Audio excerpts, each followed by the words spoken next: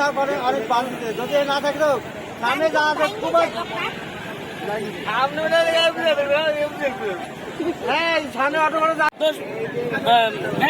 কিসের জন্য রাস্তাটা গাড়ি রাখবেন?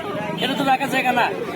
কিন্তু তারপর আমরা কিসের জন্য আমরা সাধারণ জনগণ খেয়াল করি নাকি আর হবে ও না দাঁড়ায় পার হতে গেলে তো দাঁড়াতে হবে, না দাঁড়ায় পার হতে গেছে। এখন এই দিকে যে গাড়িগুলো আসবে সেই গাড়িগুলো তো আপনি স্পিডে আসবে, কারণ আয়ারল্যান্ডে আমার একদম বাধা সিস্টেম দেওয়া আছে। এটি বাধা দেওয়ার কারণ যে জনগণ যাতে এদিক দিয়ে না আসে, কেউ যাতে না আসে, গাড়ির মধ্যে পার হয়ে চলে যাবে। কিন্তু আমি যখন পারবো আমাকে সাবধানে পার হতে হবে।